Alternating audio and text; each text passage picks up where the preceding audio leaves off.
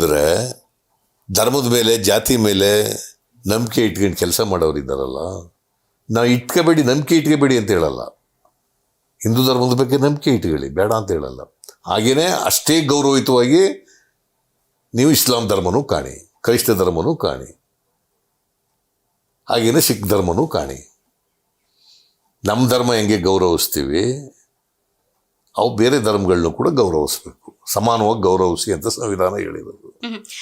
ನೀವು ಹೀಗೆಲ್ಲ ಮಾತಾಡಿಯೂ ಕೂಡ ಯಾಕೆ ಪದೇ ಪದೇ ನೀವೊಂದು ಕ್ಲಾರಿಫಿಕೇಶನ್ ಕೊಡಬೇಕಾದ ಪರಿಸ್ಥಿತಿ ನಿರ್ಮಾಣ ಆಗತ್ತೆ? ನನ್ನ ಹೆಸರಲ್ಲೇ ರಾಮ ಇದ್ದಾನೆ, ನಾನು ಹಿಂದೂ ವಿರೋಧಿ ಅಲ್ಲ. ನನ್ನನ್ನು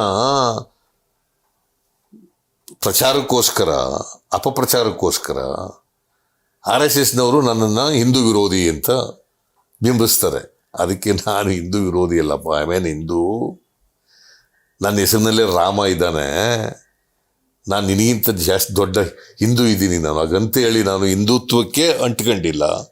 ನಾನು ಎಲ್ಲ ಧರ್ಮದವ್ರನ್ನೂ ಕೂಡ ಪ್ರೀತಿಸ್ತೀನಿ, ಗೌರವಿಸ್ತೀನಿ, ಎಲ್ಲ ಧರ್ಮದವ್ರನ್ನೂ ಕೂಡ ಸಮಾನವಾಗಿ ಕಾಣ್ತೀನಿ. ನಿಮ್ಮ ರೀತಿ ಸುಡೋ ಜಾತಿವಾದಿಗಳಲ್ಲ ನಾವು, ಸುಡೋ ಹಿಂದೂವಾದಿಗಳಲ್ಲ ನಾವು ಅಂತ ಹೇಳ್ತೀನಿ ಅಷ್ಟೇ.